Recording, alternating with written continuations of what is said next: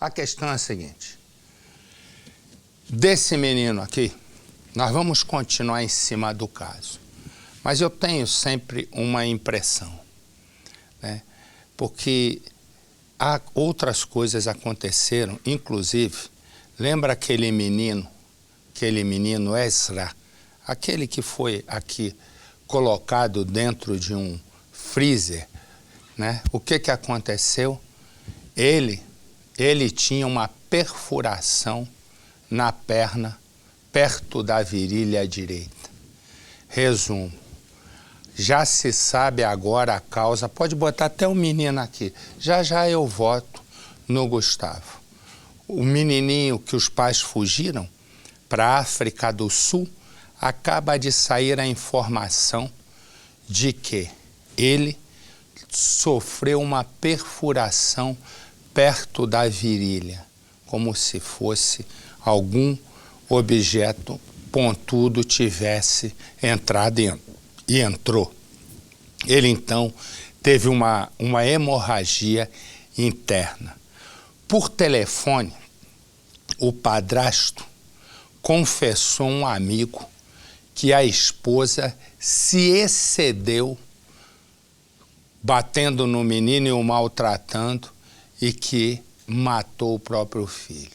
O padrasto ligou para um amigo para dizer, dessa vez, vê se os dois não têm que ter decretado a pena de morte. Dessa vez, ela se excedeu e matou o próprio filho, ele disse. Os dois, como você já sabe, eu também, fugiram para Doha, que fica no Catar. Resumo, até agora a polícia lá não localizou o casal que viajou com as duas filhas deles, porque o menino Ezra era filho apenas da mulher, da Lia. Põe no Cidade. Laudo preliminar mostra que o menino Ezra, de 7 anos, morreu por causa de um corte na região da virilha na perna direita. O ferimento causou uma hemorragia interna. O corpo do menino foi encontrado no dia 4 de setembro, dentro do freezer que estava no apartamento onde morava com a mãe, o padrasto de 26 anos e 2 irmãs, filhas do casal, no centro de São Paulo. O freezer foi levado da loja de doces do padrasto, que fica no térreo, para o apartamento da família no primeiro andar. E no dia seguinte, o casal e os 2 filhos viajaram para Doha, no Catar. Um primo do padrasto estranhou que a loja estivesse trancada e decidiu ir até o apartamento com o proprietário. Lá dentro, eles sentiram um cheiro forte e encontraram o corpo dentro do freezer. Por telefone, o padrasto Mizé Shabani confessou a um amigo que a esposa se excedeu e matou o Ezra. A Interpol vai incluir o nome dele e da esposa Lian, que são sul-africanos, na lista de procurados internacionais. Já foi solicitado à Justiça da África do Sul que algum parente venha identificar o corpo. Aqui no Brasil, a prisão dos 2 já foi decretada. Havia registro de violência contra o menino. Em 2014, o Conselho Tutelar recebeu informações de que Ezra apresentava sinais de espancamento. A mãe, na época, disse que batia no menino com o intuito de educar. Mas uma liminar determinou que a criança fosse retirada do convívio da mãe e do padrasto. No início de 2015, Ezra pediu e voltou a morar com Lian e Mizé. Esse menino é Ezran.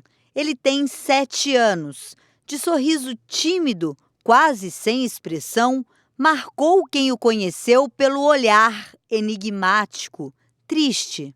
Muito triste, franzininho, aparecia, tá sempre com anemia, quietinho, ficava na bomboniere, em hipótese nenhuma, ele se dirigia a palavra para ninguém. E ele era assustado, sabe?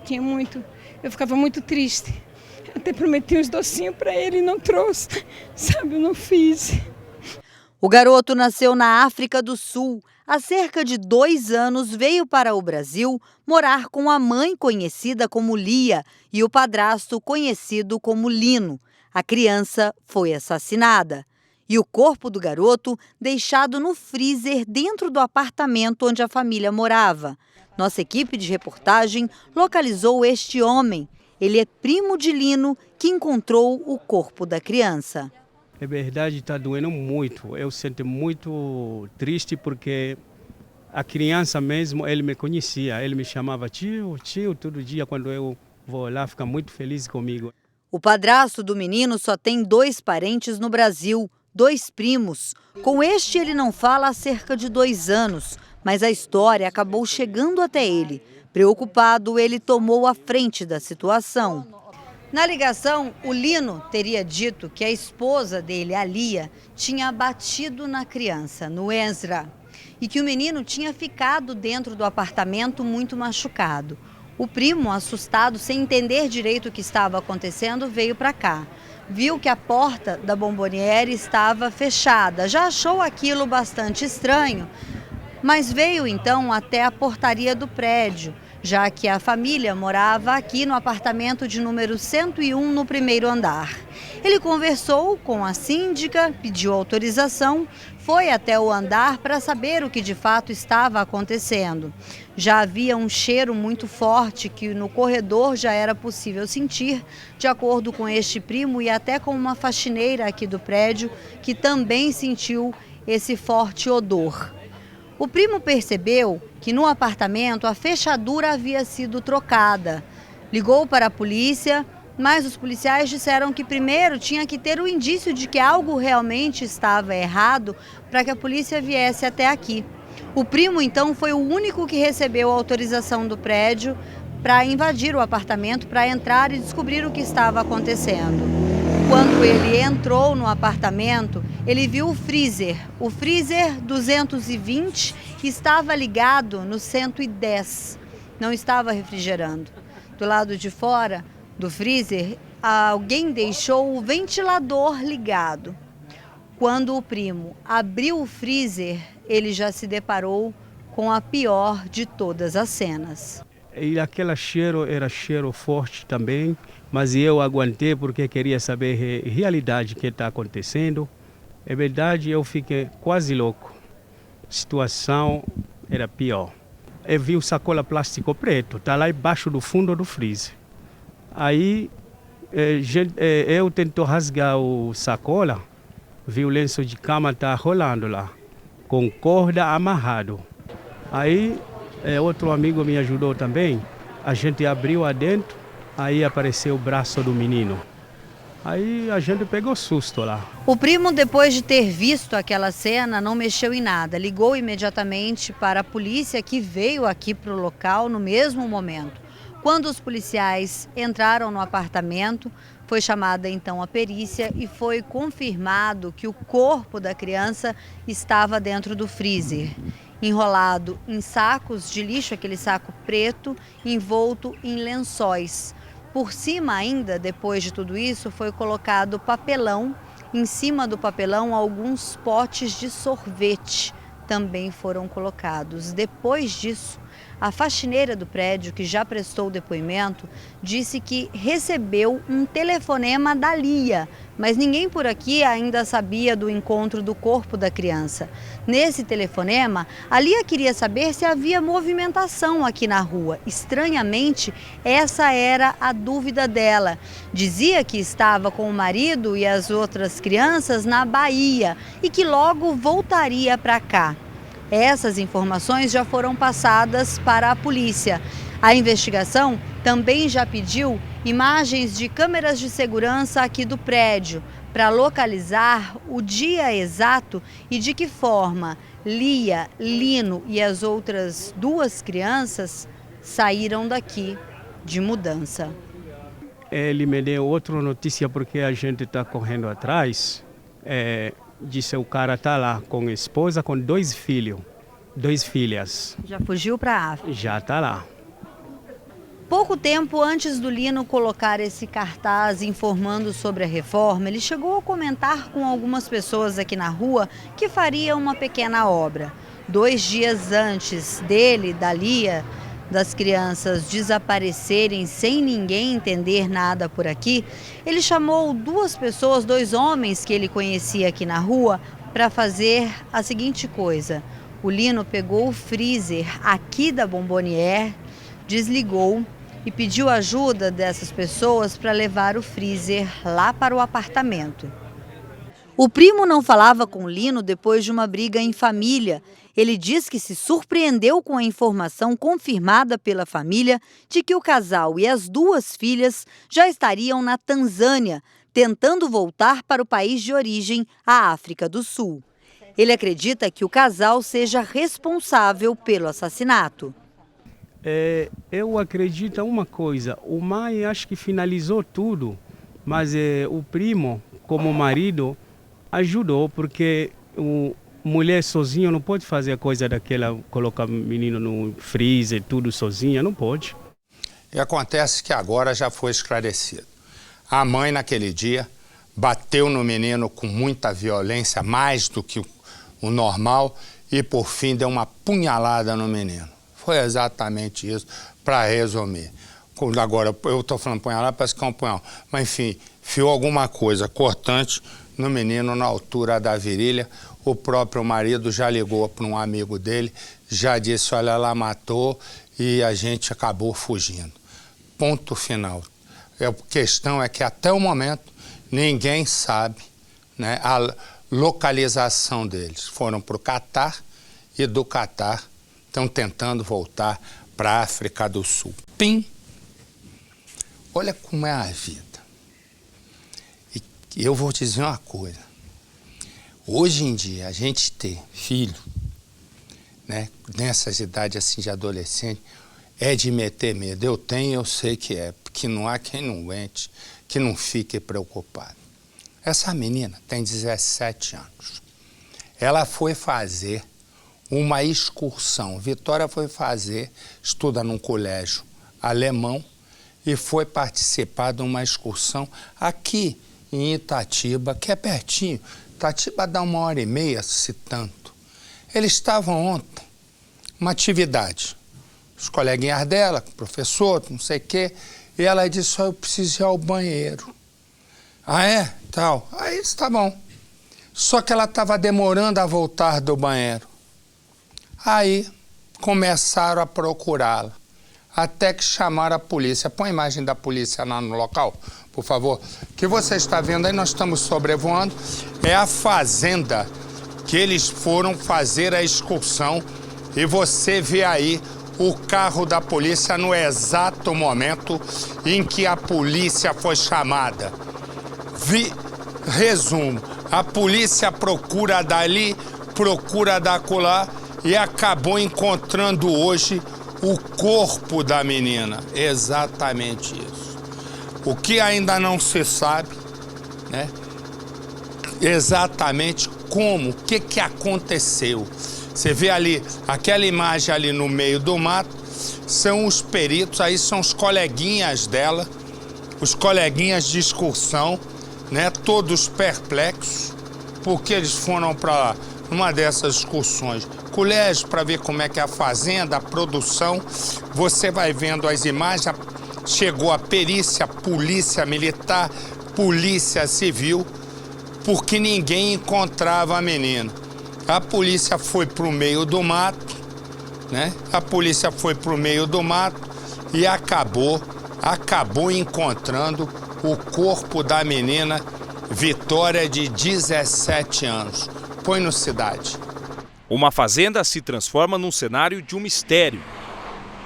Uma adolescente desaparece e o corpo é encontrado no dia seguinte. Vitória Mafra Nataline, de 17 anos, estava com colegas e professores numa excursão para realizar atividades curriculares, quando teria se sentido mal e pedido para ir ao banheiro. Ela demorou horas para retornar ao grupo e todos começaram a procurá-la. O corpo da jovem de 16 anos foi encontrado caído bem aqui. A perícia veio para o local. Ainda tem a faixa deixada pela perícia, né, que é o cordão de isolamento, e Aqui é bem afastado da sede da fazenda. A pergunta é, o que a Vitória veio fazer aqui, neste lugar? Segundo as pessoas que encontraram o corpo dela aqui, o que mais parecia era que Vitória estava dormindo. Pela internet, a mãe de uma colega de Vitória repassou uma mensagem de que o corpo havia sido encontrado e que ela pode ter morrido por excesso de atividade ao sol. Segundo a perícia, não existem marcas de violência no corpo da adolescente. Exames já foram solicitados e vão ajudar a esclarecer o que aconteceu.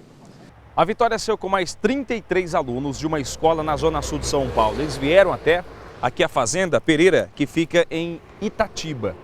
O objetivo do grupo escolar era aprender um pouco mais sobre a agricultura familiar.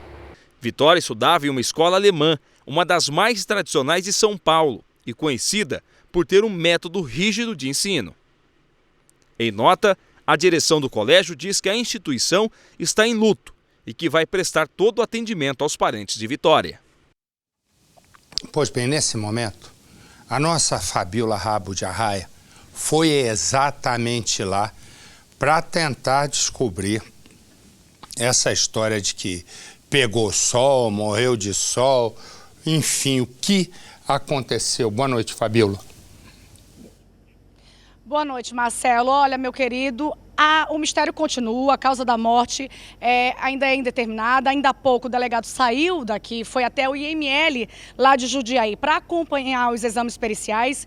Hoje pela tarde foram ouvidos alguns alunos e professores, até porque eles já estavam hospedados nessa fazenda há 5 dias. E o que a polícia agora quer é seguir a trilha por onde ela foi vista sozinha por um tratorista. E, enfim, tentar, através do resultado dos laudos, saber o que de fato aconteceu. A única coisa que eles confirmam é que, aparentemente, não teve sinais de violência no momento em que eles viram o corpo lá dentro da fazenda. Marcelo. Fabíola, você sabe a distância que estava o corpo da sede da fazenda onde as crianças estavam lá estudando? Pelo que a polícia falou, 1 quilômetro, Marcelo. 1 quilômetro do local onde as pessoas achavam que ela estava, né? Que ela disse que iria no banheiro. Então, exatamente dessa base, para o local onde o corpo foi encontrado, 1 quilômetro de distância. E esse 1 quilômetro, você sabe me dizer se era 1 quilômetro na direção de onde os colegas dela estavam ou na direção oposta? Era a direção oposta, estava no matagal. Então tá bom, obrigado, meu amor. Então, na verdade, a polícia... Na verdade, a polícia agora vai procurar como a mataram. Porque ela não ia sair, só se ela errou o caminho para ir para exatamente a direção contrária de onde estavam os colegas, não é natural. Já tem mais informação. Ela se chama Elisa. Elisa passa a vida cuidando dos filhos e do marido. E agora, Elisa está separada. Filhos criados, e ela disse o seguinte: agora eu vou cuidar da minha felicidade. Montou um negócio, um quiosque, e trabalha lá e tal, mas ela passa boa parte do tempo num computador. Naquele dia, ela diz para uma amiga que vai ter um encontro com um novo pretendente. Só que ela não sai de casa. Quando o filho chega do trabalho, encontra Elisa ali morta. O filho é um policial militar. Ele teria passado a noite trabalhando e encontrou a mãe nessa situação pela manhã. Por incrível que pareça, ele e o ex-marido dela foram considerados suspeitos, porque eles tinham a chave da casa e não tinha nada arrombado. Mas não há provas contra ele. Mas há uma pista a ser seguida de uma história que começa assim. A vida de Elisa sempre foi cuidar da casa, dos filhos, e quando José, o marido, chega do trabalho, o jantar já está pronto. A rotina já dura 25 anos e a cada dia ela está mais disposta a mudar a história. Tomar uma decisão na minha vida. O casamento esfriou faz tempo, até que um dia chega ao fim. Eu não tenho jeito, eu sou louco por você. Não sei, Zé, mas não dá mais certo. A gente tentou várias vezes. Quando José sai de casa, Elisa, que passou tanto tempo cuidando dos outros, decide que é hora de cuidar da própria felicidade. Eu sei, mas eu tô tentando viver minha vida. Você tem que viver sua vida. Aos 52 anos, se torna vaidosa. Tô velha, não. Não sai de casa sem se maquiar e se produzir. Eu vou ficar me acabando aqui em casa? Nada, vou cuidar de mim. Ela monta uma barraquinha de açaí no centro da cidade e, quando não está trabalhando, passeia com as amigas. E, claro, já está de olho em futuros pretendentes. Joia? Vamos lá? Ai, tô ansiosa. Elisa se sente solitária. Os filhos já estão criados e passam o dia inteiro fora. O ex-marido José sempre aparece para uma visita, mas ela nem sonha em reatar o casamento. Ai, cansado. E aí, Zé, trabalhando muito? Muito. Até que Elisa descobre que pode conhecer novas pessoas sem sair de casa. Ela cria um perfil numa rede social. Sempre que pode, está online. O computador se torna o maior companheiro da comerciante. Os filhos pouco sabem da vida da mãe. Às vezes, ela revela que está namorando, mas nunca apresenta os pretendentes para a família. Tô conhecendo uma pessoa aí, mas depois eu te conto. Chega o fim de semana e mais uma vez Elisa passa a tarde na frente do computador. Ela conversa com a filha que passa férias no Nordeste. Elisa também conta para uma amiga que à noite vai ter um encontro. Então, sabe aquele meu amigo lá que eu tô... então, ele me chamou hoje pra sair. Às 9 horas, o telefone de Elisa toca. Do outro lado da linha está José. Ele disse que ligou para perguntar se ela queria comer pizza, mas Elisa diz que não. Não, já jantei, já tô com a barriga cheia. É a última vez que Elisa tem contato com alguém. O filho da comerciante chega na casa pela manhã. Ele é policial militar e passou a noite trabalhando. Mãe? Mãe! Leandro vai até o quarto da mãe e ali descobre que ela está morta. Alô, pai? A primeira coisa que Leandro faz é ligar para José. Na casa da mãe e ela tá morta. Os primeiros suspeitos foram pai e filho. Os dois tinham as chaves da casa e as portas não foram arrombadas. Mas a polícia não encontra nenhuma prova contra eles. A identidade do assassino é um mistério. Um ex-marido, um guarda civil metropolitano há 28 anos na corporação. Um homem que foi suspeito de matar a ex-mulher. A justiça não resolve nada. Os primeiros suspeitos foi eu e meu filho, né? José foi casado por 25 anos com Maria Elisa Alberto Frias, de 52 anos. O casal teve 2 filhos, Leandro, que é policial militar, e Gláucia, a caçula da casa. Do que um dia foi uma família feliz, um crime marcou com tristeza e deixou um rastro de violência. Elisa foi assassinada com golpes de faca. Entre os suspeitos, o ex-marido e o próprio filho. José garante que é inocente. O que mais dói não é ser suspeito, não, é que isso é normal. Isso é normal. Tem pessoas que vivem isso aí. Eu tenho certeza que ali, vizinhos, pessoas que vivem, eles não precisam aparecer. Eles dão denúncia anônima, falam quem que é, que eu quero ver essa pessoa na cadeia, ele tem que pagar. Porque ele deixou dois filhos sem mãe. A polícia não teria encontrado provas que incriminassem José e Leandro. Pai e filho teriam conseguido comprovar onde estavam no momento do crime. Ele conta que o filho tinha trabalhado toda a madrugada de plantão. e quando chegou em casa pela manhã, encontrou o corpo da mãe no quarto dela e imediatamente ligou para o pai, que já não morava mais com a família desde a separação do casal. A casa estava revirada e vários objetos foram levados. Uma pessoa que não tinha inimizade com ninguém, né? Uma pessoa boa, a boa mãe.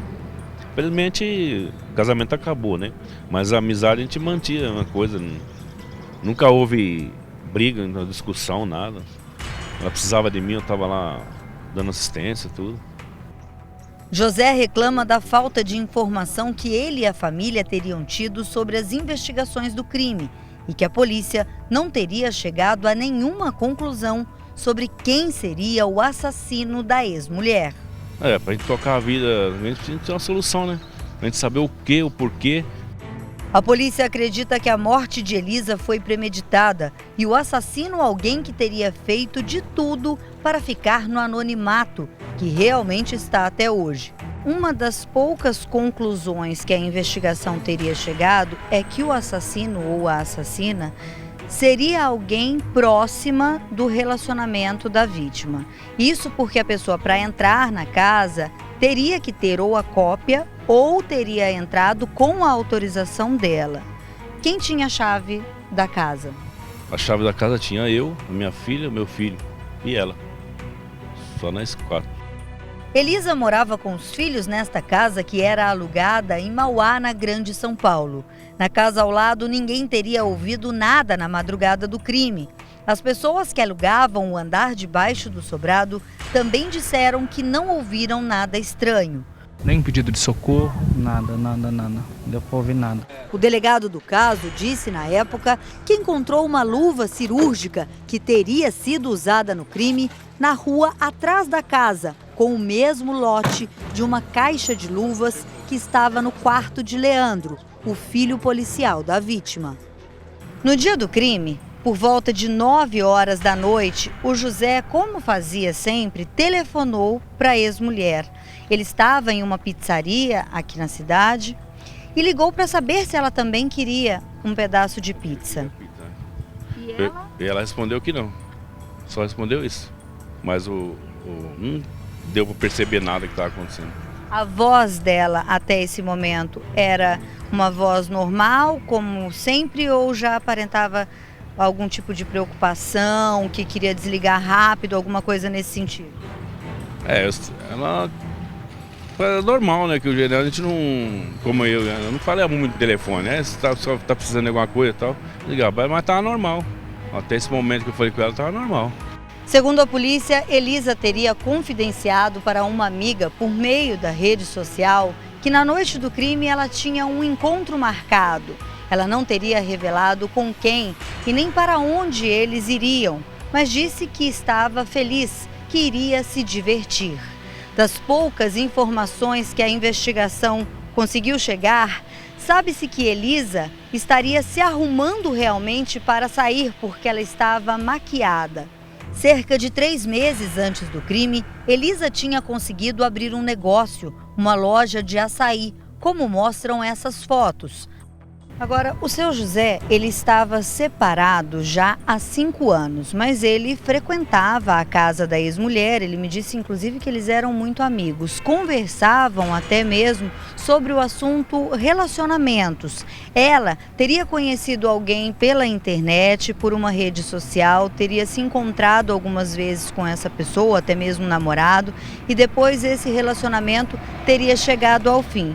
E segundo José, ele mesmo teria dito para a mulher tomar cuidado com essas pessoas que conhece pela internet. O senhor conversou isso com ela? Conversei, falava muito, toma muito cuidado com a internet, isso é muito perigoso. Às vezes quantas vezes eu chegava, às vezes passava lá, tipo 9 horas, uma vez eu cheguei 2 vezes, a porta dela era muito desligada, né? Ela confiava demais. A polícia e a família sempre acreditaram que o assassino seja alguém próximo da vítima. Na noite do crime, as pessoas que moravam com a Elisa, ou seja, o filho, que é policial militar, estava no trabalho. Tinha saído da casa por volta das 6 horas da tarde. O ex-marido, que dormia algumas vezes no imóvel, não estava e falou com ela por volta de 9 horas da noite. A filha estava há 2 dias em João Pessoa, na Paraíba, na casa de parentes. Ela estava de férias. E à porta da casa, alguém que teria a chave ou com o consentimento da Elisa para entrar no imóvel que não foi arrombado. Além disso, os quartos da casa eram trancados com chave, era um costume da família. Já há bastante tempo, Gláucia, vocês tinham esse costume de trancar a porta dos quartos? Tinha. Eu não sei se a pessoa ameaçou ela para ela dizer aonde estava a chave, mas o que fica mais encucado na minha cabeça é que só abriu a porta do quarto do meu irmão, a porta do meu quarto nem sequer abriu. E a chave estava junto? Estava junto, no mesmo lugar. Essas mensagens foram trocadas entre Elisa e Gláucia. Aqui a mãe mostra que tudo estaria normal.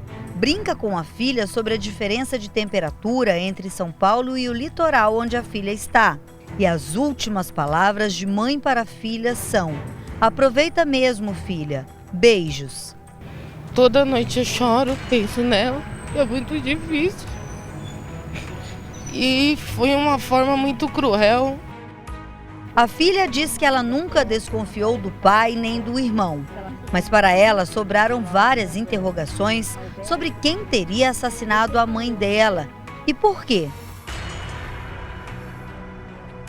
Ela não consegue chegar a nenhuma conclusão, por mais que se esforce, e apenas diz que se apoia no pai para tentar esperar o que mais deseja: saber quem matou Elisa, a mãe alegre, vaidosa e que apoiava todos os momentos da filha. Hoje eu me sinto sozinha, um vazio muito grande. E tudo que eu quero na vida é que esse miserável pague por isso. Esse monstro, porque o que fez com a minha mãe é algo muito injusto. E a polícia não tem uma pista até o momento. E, na verdade, nem sabe direito se quem matou é um monstro ou uma mulher. Se é homem ou mulher. É um quebra-cabeça e a perícia também ainda não conseguiu trazer a informação sobre impressões digitais. Talvez agora, com a gente mostrando o caso, talvez façam alguma coisa, né? Alguma coisa mais efetiva na tentativa de encontrar quem matou essa senhora.